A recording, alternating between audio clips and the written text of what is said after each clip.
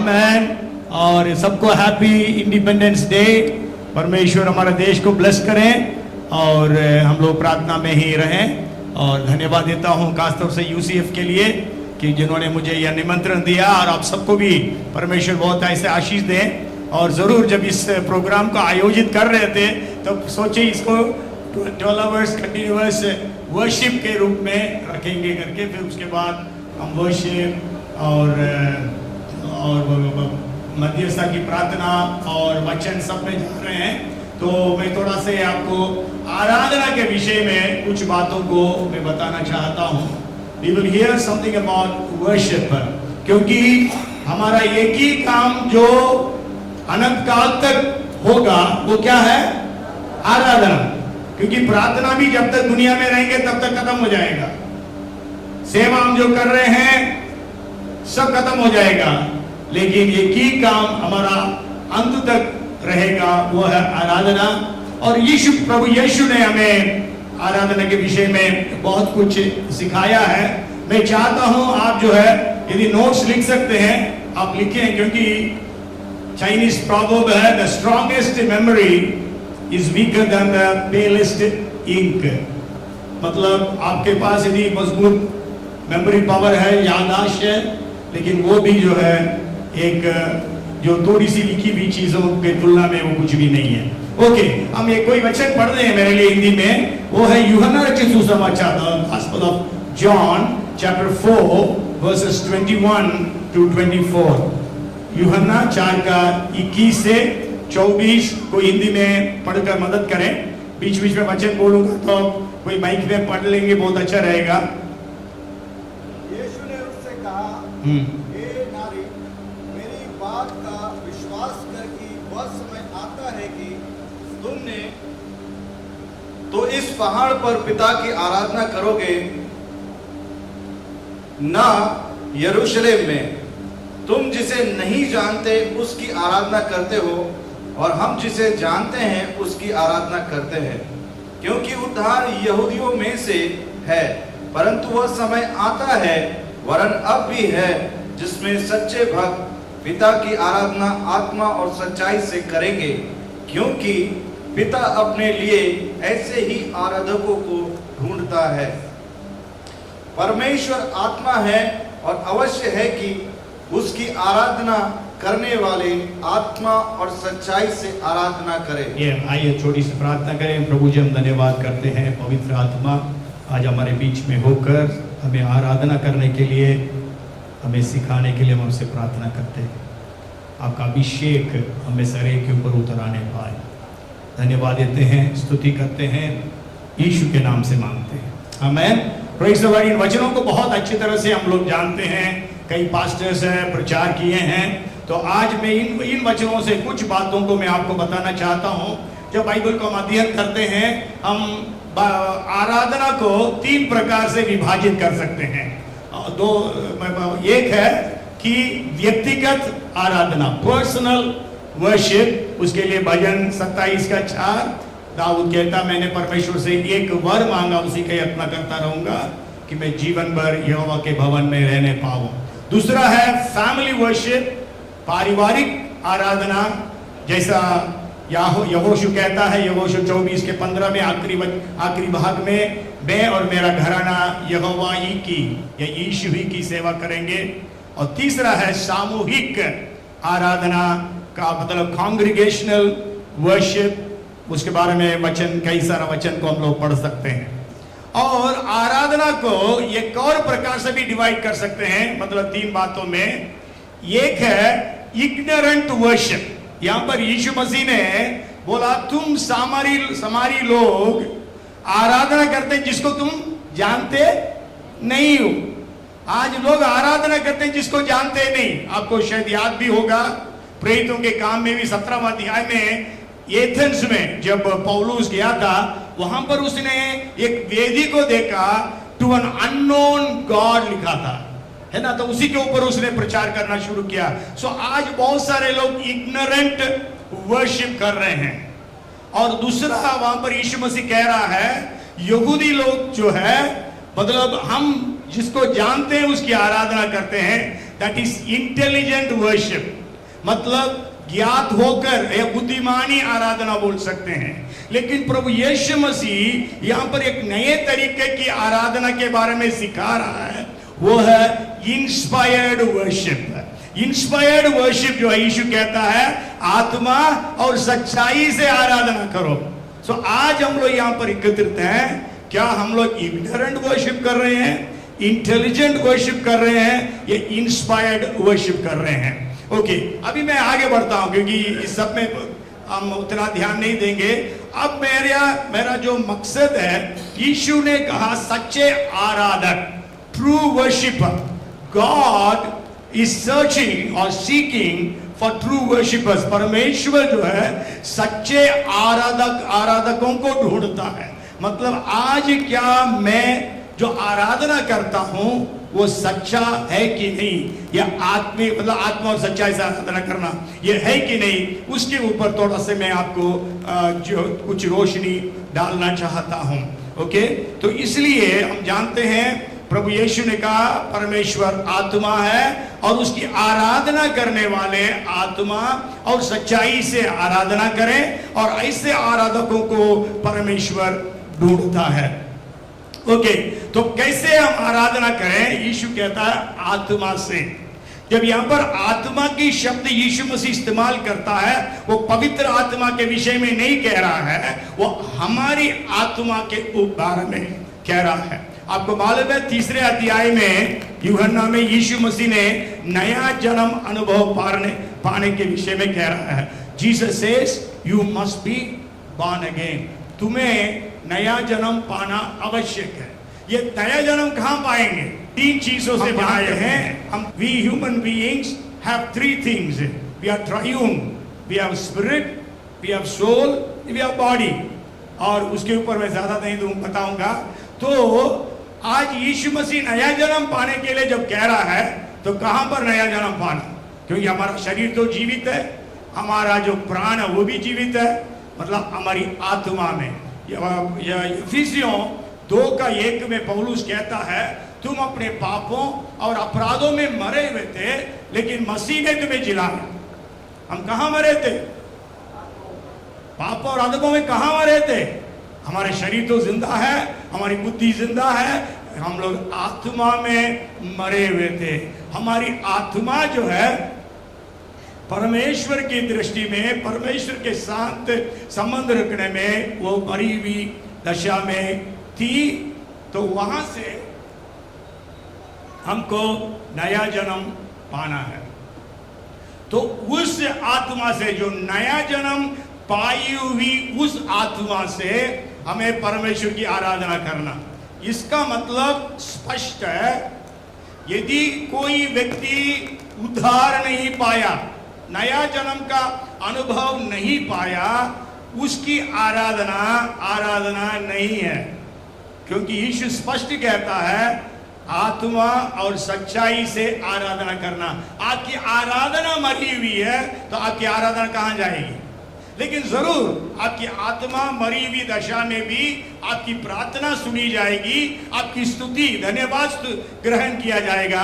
लेकिन आत्मा जो है, क्योंकि परमेश्वर आत्मा है, केवल हम परमेश्वर के साथ संपर्क करना है, केवल हमारी आत्मा के द्वारा ही हम संपर्क कर सकते हैं। शरीर शरीर से संपर्क करता है, बुद्धि बुद्धि से संपर्क करता है। मन हिंदी में मन लिखा है, या प्राण लिखा है, इंग्लिश में सोल से कनेक्ट हो सकता है। लेकिन केवल पवित्र, मतलब हमारी जो आत्मा है वही परमेश्वर जो आत्मा है उससे कनेक्ट हो सकता है। तो इसलिए इस बात को हमें याद करना है, हम सबको नए सिरे से जन्म लेना आवश्यक है। यदि यहाँ पर ऐसे कोई व्यक्ति है, कोई जवान है, कोई बुजुर्ग है जो अभी तक यीशु को अपना उद्धारकर्ता के रूप में स्वीकार नहीं किया, आज आपके लिए एक अवसर है, आप उस उद्धारकर्ता प्रभु यीशु को अपना उद्धारकर्ता के रूप में स्वीकार कर लें, ताकि आपकी आत्मा जो है वो जीवित हो जाए। उस जीवित आत्मा से ही आप आराधना कर सकते हैं। ठीक, मैं विश्वास करता हूं आप सबने नया जन्म का अनुभव को पा चुके हैं, पाए हुए हैं, आप आराधना करते हैं। अब वो आत्मा कैसी होनी चाहिए ताकि परमेश्वर जो चाहता है सच्चे आराधक, ट्रू वर्शिपर, जिसको परमेश्वर ढूंढता है, उस स्थान पर हम पहुंच जाए। तो उसके विषय में थोड़ा बहुत बातें, जैसे समय हमारे पास सामने है उसके हिसाब से मैं थोड़ी बहुत आपको बताना चाहूंगा। ओके, अभी हम सब जानते हैं, हम सब परमेश्वर के बेटे बेटियां हैं। वचन में लिखा है रोमियो 8:15, गलतियों 4:6 में, परमेश्वर ने हमें दासत्व की आत्मा नहीं परंतु पुत्रत्व की आत्मा दी है, लेपालकपन की आत्मा, जिससे हम परमेश्वर को हे अब्बा, हे पिता कहकर पुकारते हैं। क्योंकि यूहन्ना 1:12 में लिखा है, जिन्होंने उसे ग्रहण किया उन्हें परमेश्वर का संतान होने का अधिकार दिया, अर्थात जो उसके नाम पर विश्वास करते हैं। तो हमने यीशु को ग्रहण किया, परमेश्वर का संतान होने का अधिकार को प्राप्त किया, और परमेश्वर के वचन के अनुसार हमें पुत्रत्व की आत्मा दी गई है, जिससे हम परमेश्वर की आराधना करते हैं। तो हम सब परमेश्वर के बेटे बेटियां हैं। अब जो है हमारा जो बेटे बेटियां होने का जो रिश्ता है वो परमेश्वर के साथ सही होना चाहिए, तभी हमारी आत्मा सही होगी। मतलब अब्बा ये पिता कहते जो पुत्रत्व की आत्मा है वो सही होने के लिए हमारा जो संबंध है परमेश्वर के साथ सही होना चाहिए। आपको मालूम है प्रभु यीशु मसीह ने जो दृष्टांत बताया था लूका 15वां अध्याय में, यदि मैं आपसे पूछूं 100 भेड़ों में कितनी भेड़ खो गई थी? 1 भेड़। कितना प्रतिशत? 1%। और 10 सिक्कों में कितने सिक्के खो गए? ये कितना प्रतिशत? 10%। और 2 बेटों में कितना बेटा खो गया? नहीं, दोनों बेटा खो गया, है ना। भेड़ जो है घर के बाहर खो गई थी और सिक्का जो है घर के अंदर खो गई थी। बड़ा बेटा घर के अंदर खो गया, छोटा बेटा घर के बाहर खो गया। दोनों बेटे खो गए थे 100%। और उसके बाद छोटा बेटा को दिमाग में आया, होश में आया, लिखा है वो बोला अपने पिता के घर में जाऊंगा और पिता से कहूंगा, हे पिता, तेरे विरोध और स्वर्ग के विरोध मैंने पाप किया, तेरे पुत्र कहलाने के लिए योग्य नहीं हूं, मुझे नौकर बना दे। फिर आया, हम जानते हैं, पर पिता ने उसको उस वाक्य को पूरा करने नहीं दिया। जब बोला मैं तेरे पुत्र कहलाने के लिए योग्य नहीं हूं, पिता ने बोला अच्छे से वस्त्र पहनाओ, अंगूठी पहनाओ, जूते पहनाओ, बछड़ा काटो, मतलब तू मेरा बेटा ही है। मतलब उसने अपने जो परमेश्वर के पुत्र होने की जो बात को फिर से उसने स्थापित कर दिया। लेकिन आपको मालूम है बड़ा बेटा घर के अंदर नहीं आया, बड़ा बेटा बाहर था। बाप गया बाहर, बेटा तुम्हारा भाई आगे आ जाओ। नहीं, तुम्हारा बेटा वो वेश्यों में पैसा उड़ा दिया, उसके लिए तुमने सब कुछ कर दिया। मैं आपके साथ इतना विश्वास योग्यता से काम किया, लेकिन आपने मेरे मित्रों के साथ आनंद मनाने के लिए एक बकरा तक नहीं दिया, एक भेड़ तक नहीं दिया, बोलता मेमना तक नहीं दिया शायद। तब बोलता है पिता जो कुछ मेरा है सब तुम्हारा ही है। मतलब उसको पिता से कोई संबंध नहीं है। आज क्या हमारा संबंध परमेश्वर के साथ सही है? शायद हम सोचते हैं सही है। आपको मालूम है मत्ती 7वां अध्याय में 21 से 23वां पद में यीशु ने कहा जो हे प्रभु कहता है वो नहीं, परंतु जो मेरे पिता के इच्छा को पूरी करता वो स्वर्ग जाएगा। प्रभु क्या उस दिन आएंगे लोग, हे प्रभु तेरे नाम से हमने भविष्यवाणियां कही, दुष्ट आत्माओं को निकाला, आश्चर्य कर्म किया। यीशु क्या बोलता है? मैं तो जानता ही नहीं हूं, दूर हट जा कुकर्म करने वाले। 10 कुंवारियों को नेवता दी गई, लेकिन 5 कुंवारियों से बोलता अंदर से मैं तुम्हें जानता नहीं हूं। क्या आज हमारा संबंध परमेश्वर के साथ सही है? पुत्रत्व की आत्मा जो परमेश्वर ने दिया है, उस पुत्रत्व की आत्मा के साथ हमें जब परमेश्वर की आराधना करनी है तो हमारा जो संबंध है वो किस प्रकार है। ठीक, अब मैं बताना चाहता हूं हम परमेश्वर के बेटे बेटियां हो चुके हैं, लेकिन हमारे अंदर शायद हो सकता है कुछ मतलब बंधन हो। एक वचन पढ़ेंगे, पढ़िए Psalms 116 मेरे ख्याल से उसका 16वां पद पढ़िए, कोई पढ़ दे 116 का 16 से।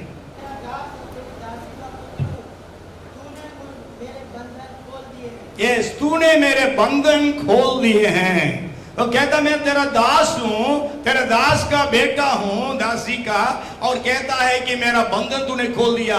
तो आज जो है हम लोग जरूर प्रभु में आ गए हैं, लेकिन तो भी हमारे जीवन में कई सारे बंधन रहते हैं। वचन में जो लिखा है यशायाह 5:13 में, अज्ञानता के कारण मेरी प्रजा बंधुआई में चली गई है।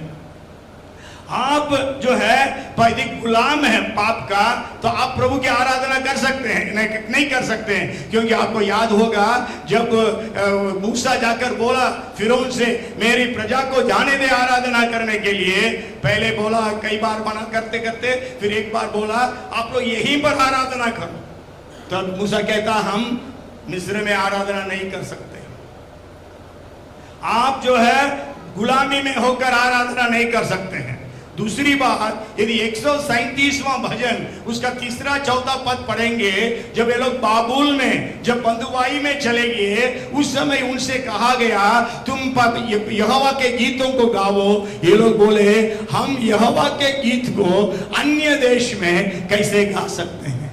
मतलब आप गुलामी में होकर या बंधुआई में होकर प्रभु की आराधना नहीं कर सकते हैं। यदि कर रहे हैं उसको प्रभु अंगीकार कर रहा है नहीं कर रहा है, वो परमेश्वर जानता है ना। आबिल और कायिन दोनों आराधना किए, लेकिन हाबिल की आराधना को प्रभु ने स्वीकार किया, कायिन की आराधना को परमेश्वर स्वीकार नहीं किया। तो आज हमारे जीवन में कुछ बंधनों के विषय में आज मैं थोड़ा सा उसी वचन से, मतलब यूहन्ना 4 में जो प्रभु यीशु मसीह का कॉन्वर्सेशन उस सामरी स्त्री से हो रही है, उस कॉन्वर्सेशन से मैं 5 बातें मैं आज आपके सामने रखना चाहता हूं। पहली बात है, यदि आप पढ़ेंगे यूहन्ना 4:9 पढ़िए, कोई पढ़े यूहन्ना 4:9।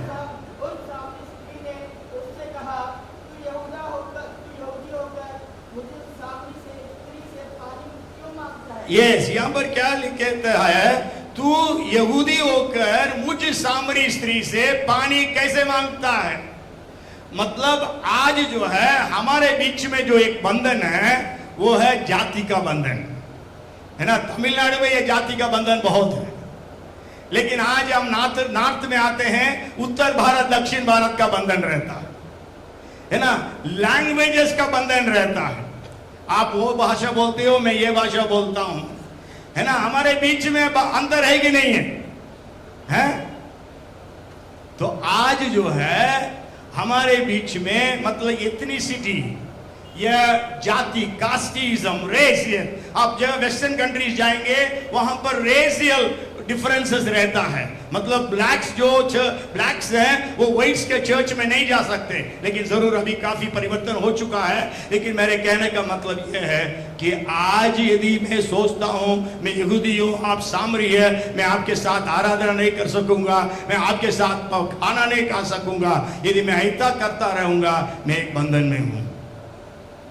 इसलिए आपको आप एक वचन पढ़िएगा, गलतियों 3:28 पढ़िएगा, गलतियों 3:28।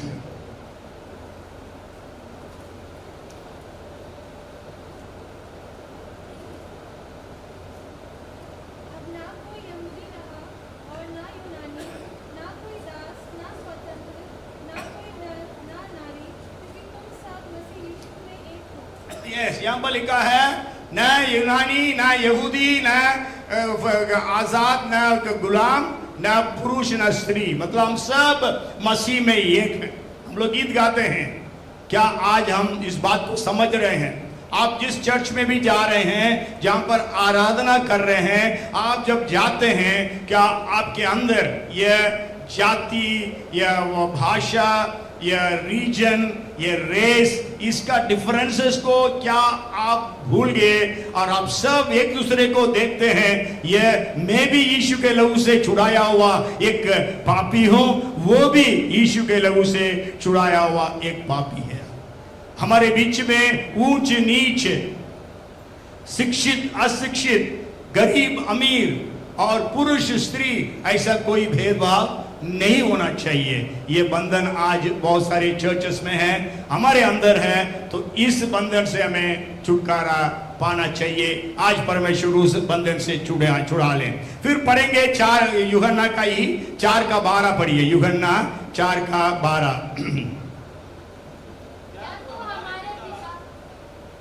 यस, या तो हमारे पिता याकूब से बड़ा है, जिसने हमें यह कुआं दिया, और आप भी अपनी संतान और अपने पशुओं समेत इसमें से पिया। यस, क्या तुम हमारे पिता याकूब से बड़ा है?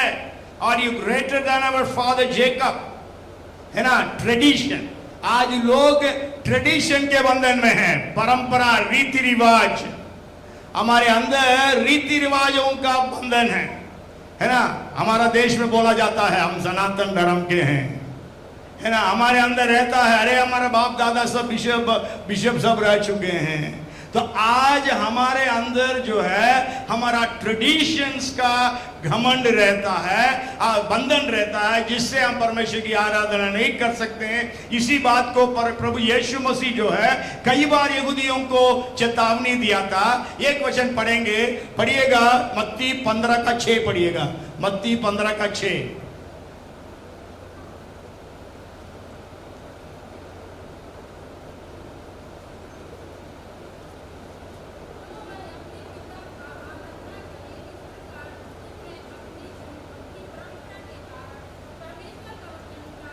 यस, तुम अपने परंपराओं के कारण परमेश्वर के वचन को टाल दिया, है ना। प्रभु यीशु मसीह कह रहा तुम अपने रीति रिवाजों के कारण परमेश्वर के वचन को टाल दिया। और प्रभु यीशु मसीह जो है मत्ती 23वें अध्याय में वो फरीसी और सदुकी और शास्त्रियों के ऊपर हाय हाय हाय कह रहा है। क्यों? क्योंकि उनके अंदर ट्रेडिशन था, उनके अंदर परमेश्वर के साथ रिलेशनशिप नहीं था, वो लोग बंधन में थे। आज क्या हम भी ट्रेडिशनल क्रिश्चियंस हो गए हैं? है ना, जरूर। हम जो है एक पेंटिकॉस्टल चर्च में है, लेकिन आजकल पेंटिकॉस्टल चर्चेस में भी बहुत सारे ट्रेडिशंस हो गए, ट्रेडिशनल हो गया। एक व्यक्ति से पूछा गया और उसका दादा जो है प्रभु को ग्रहण किया। किसी ने पूछा तुम पेंटिकॉस्टलिज्म के बारे में क्या कहते हो? उसने ये बोला मेरे दादा के लिए वो एक अनुभव था, मेरे पापा के लिए एक ट्रेडिशन था, मेरे लिए सरदर्द बन गया है ना। तो आज जो है हम ट्रेडिशन में डूब गए हैं। यदि आप बाइबल को भी देखेंगे, जब सेकेंड जनरेशन में आता है तो सेकेंड जनरेशन वो ऑटोमेटिकली ट्रेडिशन में चले जाता है। यदि वो ट्रेडिशन के लोग, वो सेकेंड जनरेशन के लोग जो है परमेश्वर के साथ एक व्यक्तिगत मुलाकात नहीं करते। आपको मालूम है अब्राहम था, अब्राहम परमेश्वर के साथ इतना नजदीकता में था, 11 बार परमेश्वर उसको दर्शन दिया और उसका बेटा इसहाक आया, एकदम एक नॉर्मल जीवन बिता रहा था। और उसका बेटा याकूब आया, इतना बेकार था याकूब, धोखेबाज था, है ना। लेकिन याकूब अपनी जिंदगी में परमेश्वर के साथ एक मुलाकात करा, एनकाउंटर उसकी हुई पेनियल में, जब उसका नाम को परमेश्वर ने धोखेबाज थे परमेश्वर का राजकुमार याकूब से परमेश्वर ने इस्राएल बना दिया था। तो उसी प्रकार आप देख सकते हैं दाऊद था, इतने परमेश्वर के नजदीक था, और सुलेमान ठीक था, एक मंदिर सा बना दिया, लेकिन बैकस्लाइड हो गया। उसका बेटा तो कहीं का नहीं रहा परमेश्वर में। तो आज जो है चर्चेस भी ट्रेडिशंस में जा रहा है, इसलिए हमें इस बात को याद करना है, आज हमारी आराधना में परमेश्वर है, एक केवल ट्रेडिशन ही है हमारा। आपको मालूम है लौदोकिया की कलीसिया अंदर आराधना कर रही, लेकिन यीशु कहां था? कलीसिया के बाहर खड़ा होकर खटखटा रहा है। कलीसिया हालेलुया प्रेज द लॉर्ड, यीशु तेरा नाम सबसे ऊंचा गा रही है सब कलीसिया, लेकिन यीशु बाहर खड़ा है। ट्रेडिशंस आज हमारे अंदर आ गया है। आज हमको वचन मालूम है, आज हमको प्रार्थना करना मालूम है, आज हमको गीत गाना मालूम है, आज हमें वर्शिप करना मालूम है, सब मालूम है हमको, लेकिन परमेश्वर के साथ संबंध नहीं है।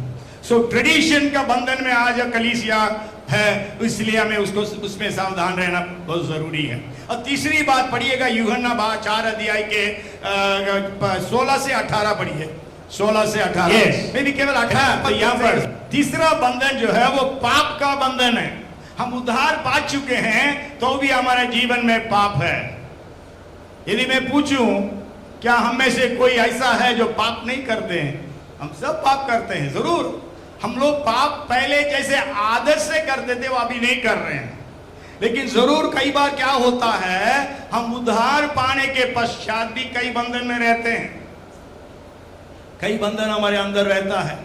शरीर जरूर, हम शारीरिक पापों को छोड़ दिया है, बाहर के पापों को, लेकिन हमारे हृदय के अंदर कई प्रकार के पाप है ना। ईर्ष्या, क्रोध, घमंड, जलन, इस प्रकार की कई बातें हैं हमारे अंदर। इवन कई बार आजकल हम जानते हैं जवान लोग पोर्नोग्राफी के लिए एडिक्टेड हो जाते हैं। इवन मोबाइल के लिए हम एडिक्शन हो जाए, कोई भी चीज जो है ज्यादा होता है वो एडिक्शन है। मोबाइल्स के लिए एडिक्टेड है हम, टीवी के प्रोग्राम्स के लिए एडिक्टेड है, कई सारी चीजों में हम एडिक्टेड है। हम बंधन में हैं। चर्च में आते हैं, पास चले जाते हैं, बस बेंच को गर्म करके चले जाते हैं, कुर्सियों को गर्म करके, कोई संबंध हमारा परमेश्वर के साथ नहीं है। तो आज जो है हम क्या, हमारे अंदर पाप है। ये यीशु मसीह ने बोला तुम्हारा पति को लेके आओ, बोलते मेरा पति नहीं है। वो यीशु मसीह को तो सब कुछ मालूम है। यीशु बोला तुम 5 पति कर चुकी है, अभी छठा आदमी के साथ रहती है, मतलब शादी नहीं हुई, इसलिए छठा आदमी के साथ तुम रहती है, शादी नहीं हुई है, पति नहीं बना हो। ठीक, तो आज हमारे जीवन में भी जब भी हम आराधना में आते हैं, हमारे जीवन के पापों को हमें अंगीकार करना बहुत जरूरी है। इसलिए वचन में क्या यीशु ने कहा, मत्ती 5:8 में धन्य हैं वे जो मन के शुद्ध हैं, वो परमेश्वर को देखेंगे। और ये और इब्रानी 12:14 में कहता है, बिना पवित्रता परमेश्वर को कदापि कोई देख नहीं सकता है ना। तो हमारा जैसा बुलाने वाला पवित्र, वैसे हम सारे चाल चलन में पवित्र बने। तो इसलिए आज हमारे जीवन में पवित्रता चाहिए, यदि हमारी आराधना परमेश्वर के पास ग्रहण योग्य हो। फिर उसके बाद आप पढ़िएगा 4:20 पढ़िए, यूहन्ना 4:20। हमारे बाप दादों ने इसी पहाड़ पर आराधना की, और तुम कहते हो कि वह जगह जहाँ आराधना करनी चाहिए यरूशलेम में है। यस, तो यहाँ पर फलसफा के अधीन में थी है, मतलब हमारे बाप दादा बोलते थे इस पहाड़ के ऊपर आराधना करना। आप यहूदी लोग कहते हो यरूशलेम में आराधना करना, कहां पर आराधना करना?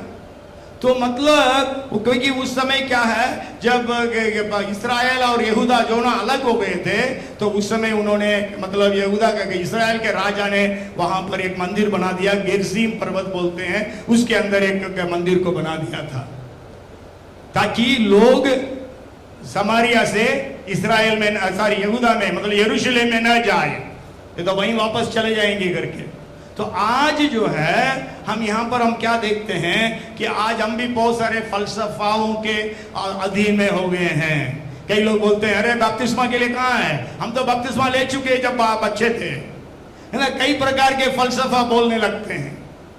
हाँ, कई बोलते हैं अरे पवित्र आत्मा का वरदान अभी नहीं है, वो तो पहले बाइबल नहीं था 1st सेंचुरी में, इसलिए परमेश्वर ने पवित्र आत्मा के वरदानों को दिया। अभी पवित्र आत्मा के वरदानों की जरूरत नहीं है, अब हमारे पास बाइबल है, वो काफी है। मतलब कई प्रकार के ऐसी बातों को लोग, झूठी शिक्षाओं को, ये फलसफाओं को लोगों के बीच में फैला देते हैं।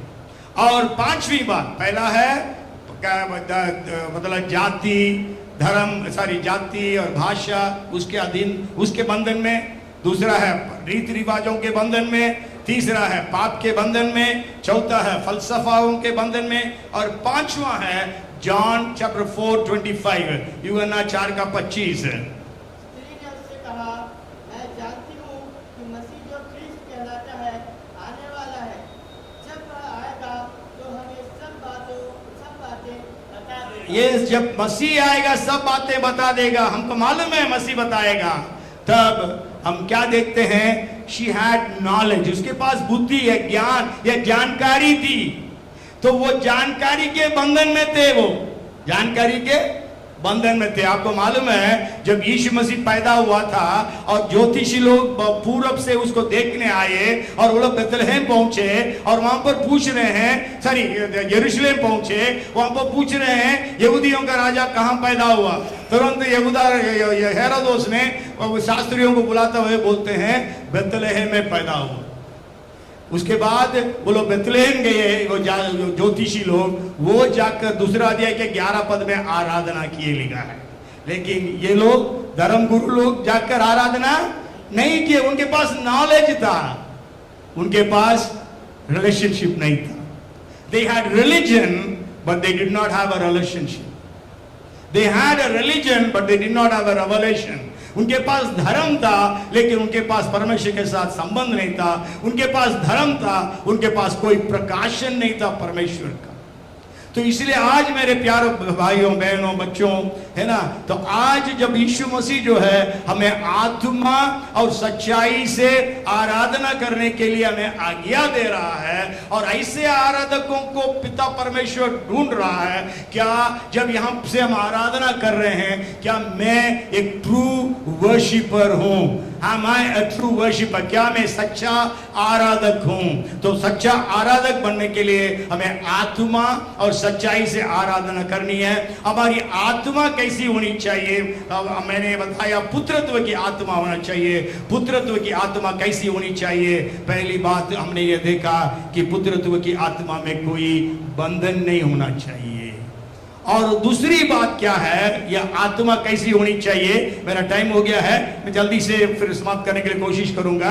दूसरा जो बात बताना चाहता हूं, अब पढ़िए दूसरा तिमोथी उसका पहला अध्याय का 7वां पद। हम सब इस वचन का अच्छी तरह से जानते हैं। पौलुस कहता है परमेश्वर ने हमें भय की नहीं परंतु सामर्थ और प्रेम और संयम की आत्मा दी है। तो हमारी आत्मा कैसी होनी चाहिए? यीशु ने कहा आत्मा और सच्चाई से आराधना करो। हमारी आत्मा, पहली बात जो है स्पिरिट ऑफ पावर लिखा है, स्पिरिट ऑफ पावर, है ना। हिंदी में कैसा लिखा है? सामर्थ क्या बना? बल लिखा है, सामर्थ, है ना। सामर्थ की आत्मा से हमें आराधना करनी है। मतलब पवित्र आत्मा के साथ हमें आराधना करना है, पवित्र आत्मा की सामर्थ के साथ। Now our worship should not be a dead or a weak worship, but it must be a powerful worship. आपको मालूम है पौलुस और सिलास जेल में थे, वो लोग किस प्रकार की आराधना की है? Was it a weak worship? क्या वो एक कमजोर आराधना थी या वो डेड आराधना थी, मृतक आराधना थी?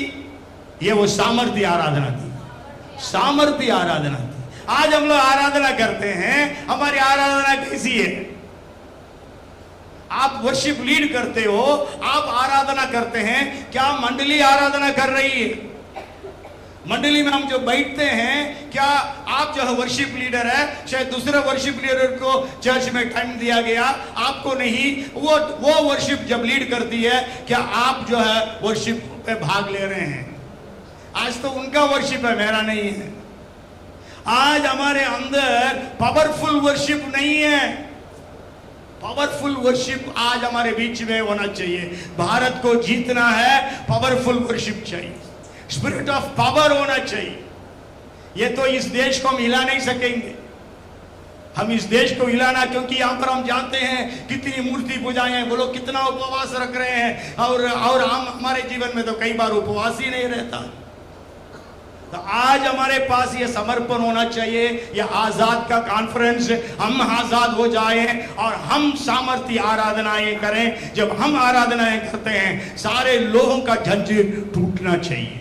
हम यहाँ चर्च के अंदर आराधना करते हैं, आसपास में जितने परिवार हैं, जितने घर हैं, वहां पर वह बंधन टूटने पाए। Okay, hallelujah, praise the Lord. और उसके बाद स्पिरिट ऑफ लव, मतलब प्रेम की आत्मा, है ना। आपको मालूम है लूका का 7वां अध्याय में 36 से 50 तक वो स्त्री आकर यीशु मसीह के पांवों पर बैठी और रोई और अपने आंसुओं से उसके पांव को धोई और अपने सिर के बाल से पोंछी और बहुमूल्य इत्र को उंडेली और चुम्बना नहीं छोड़ी। तो यह है सच्ची आराधना, प्रेम का आराधना।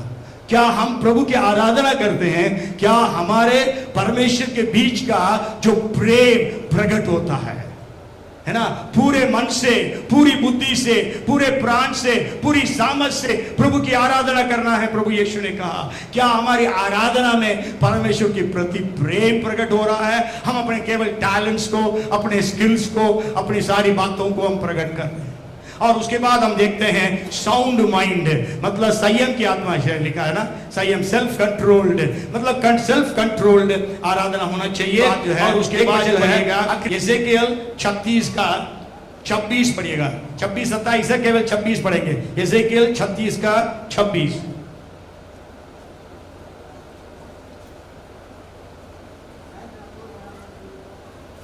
यस यस सही है। मैं तुमको नयापन दूंगा और तुम्हारे भीतर नई आत्मा उत्पन्न करूंगा और तुम्हारी देह में से पत्थर का हृदय निकाल कर तुमको मांस का हृदय दूंगा। यस मतलब न्यूनेस ऑफ स्पिरिट।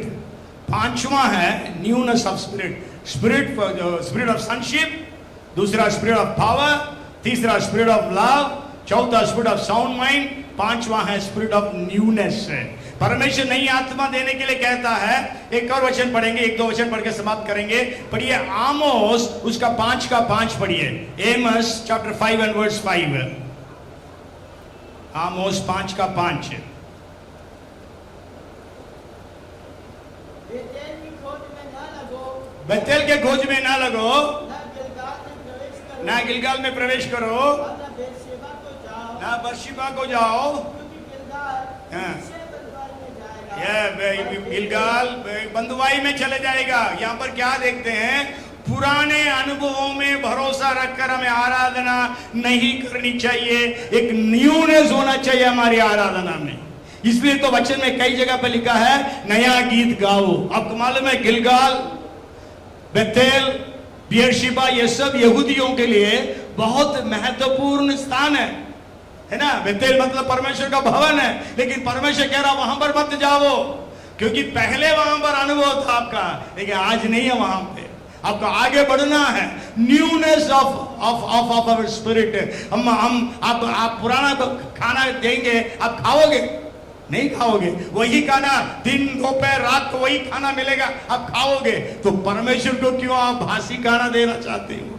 नई बातों को हम करें, नया काम करें हम परमेश्वर के लिए, नए समर्पण के साथ, नए प्रेम के साथ, नई सामत के साथ, नए उमंग के साथ, नई उत्साह के साथ हम परमेश्वर की आराधना करने वाले बनने पाए। और सो प्रभु यीशु मसीह ने जो बोला, आत्मा और सच्चाई से हमें आराधना करना है, और ऐसे आराधकों को परमेश्वर ढूंढ रहा है, क्योंकि वह आत्मा है। क्या आज हमारी आत्मा और सच्चाई से हमारी आराधना हो रही है?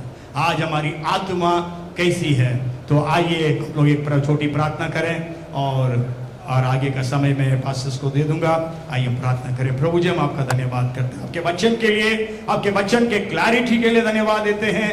प्रभु जरूर कई बार हमारी आराधना आपके ग्रहण योग्य नहीं है, आपके इच्छा के अनुसार नहीं है।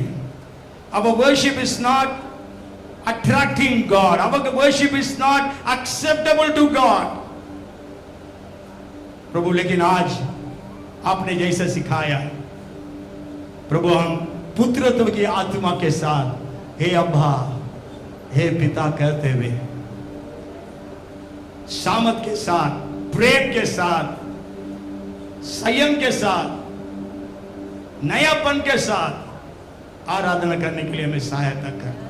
हमारे जीवन में जो बंधन है, धर्म का, जाति का, भाषा का, परंपरा, रीति रिवाजों का, पाप का, फलसफाओं का और बुद्धि का, ये सारे बंधनों से भी आप हमें छुड़ाइए। प्रभु आशीषित करिए। धन्यवाद देते हैं। सच्चे आराधक पूरे भारत में उठ जाए, मूर्ति की पूजाएं खत्म हो जाए, मूर्तियों को प्रभु जी आप इस देश से निकाल देगा करके जो वायदा किया है, वो वायदा जल्दी से प्रभु जी पूरी होने के लिए हम आपसे प्रार्थना करते हैं। हालेलुया, राशांडल खुरू, थैंक यू लॉर्ड। सारी महिमा हम आपको देते हैं, यीशु के नाम से मांगते हैं, आमीन। एक वचन पढ़ के मैं समाप्त करूंगा, आगे देता हूं। एक वचन हम पढ़ लेंगे, ये एक भविष्यवाणी का वचन है। पढ़िएगा जकरिया 10 का 3 पढ़िएगा, जकरिया 10 का 3, जकरिया चैप्टर 10 एंड वर्स 3। मेरा क्रोध चरवाहों पर भड़का है और मैं उन बकरों को दंड दूंगा, क्योंकि सेनाओं का यहोवा सॉरी वो नहीं, 13 का 2 पढ़िए, 13 का 2, 13 का 2। सेनाओं के यहोवा की यह वाणी है देखिए, सेनाओं का यहोवा की वाणी है कि उस समय मैं इस देश में से उस समय लिखा है या उस दिन मैं इस देश में से मूर्तों के नाम मिटा डालूंगा। देखिए क्या लिखा है, मूर्तों के नाम मिटा डालूंगा और वे फिर स्मरण में ना रहेंगे। वे फिर स्मरण में नहीं रहेंगे। और मैं भविष्यवक्ताओं और अशुद्ध आत्माओं को इस देश में से निकाल दूंगा। यस, भविष्यवक्ता मतलब झूठे भविष्यवक्ताओं को और अशुद्ध आत्माओं को क्या करूंगा इस देश से। हालेलुया, बोलिए हम सब। मैं भी उस वचन को पीछे पीछे पढ़े। आप पढ़िए पास्टर प्रीशियन, पढ़िए उसको। सेनाओं के यहोवा की यह वाणी है सब बोले सेनाओं की यहोवा की ये वाणी है कि उस समय में इस देश में से इस भारत में से मूर्तों के नाम मिटा डालूंगा और वे फिर स्मरण में न रहेगी और मैं भविष्यवक्ताओं और अशुद्ध आत्माओं को इस देश में से इस भारत देश में से निकाल दूंगा। आइए जोरदार तालियां बजाएं परमेश्वर के लिए। Thank you.